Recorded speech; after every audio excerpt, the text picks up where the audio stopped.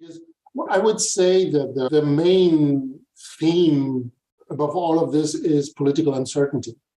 If uncertainty was already a kind of structural aspect you always encountered in many Latin American countries, it will be even more so in the time to come. And I would pick out two key aspects, if you like, that I think can kind of give a picture of what is happening and what is going to happen in the near future.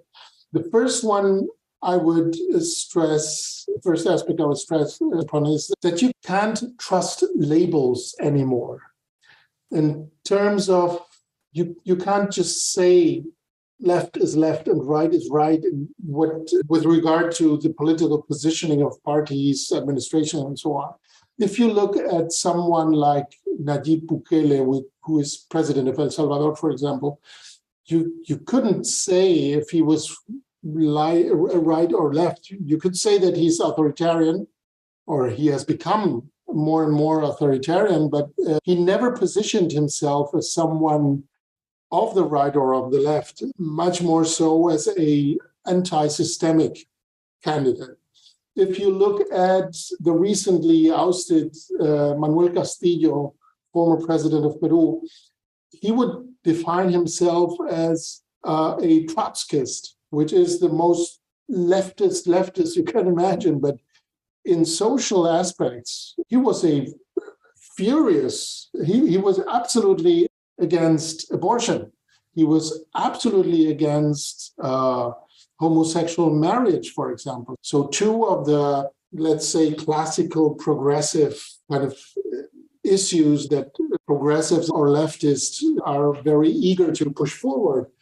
Then you have someone like Lacalle Pou, who was president in Uruguay, who had no problem in taking over one of the main projects of his predecessing left administration, which is the liberalization of marijuana and cannabis. Is one of the pioneers worldwide in that regard, and he's even deepening that kind of reform. So that's just picking out the most visible kind of examples. What you see is that you have less certainty, even less ideological certainty of who is left or who is right, even if you have seen elections like in Brazil, Colombia, Chile, that seem to give the left some within the region some kind of advantage. But I wouldn't be sure that this stays like that. And it's absolutely one trait that you're facing now in the region, this political uncertainty. And that is added by a very strong civil society, but that hasn't been able to really give a leap forward in terms of the democratic quality of the societies in Latin America. What I wanted to say with that? Basically, and I'm referring to a very interesting article that just was published some days ago in the Journal of Democracy of one of the most important scholars in Latin America and politics in Latin America, who is Scott Mainwaring.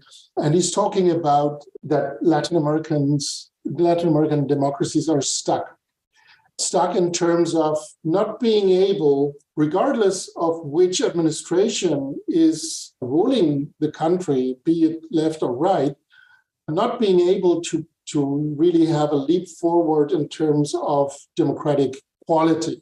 And this is something that societies in Latin America will be struggling with in the next years to come. And they will be struggling with a civil society that is growingly skeptical, growingly rebellious in a way. I don't believe that there will be authoritarianism in terms of dictatorships or coup d'etat or something like that, but there will be a lot of political turmoil and a lot of anti-systemic candidates and populisms, so that the capability of reading politics in Latin America will be more and more important, as that makes a very important part of business performance if you're there.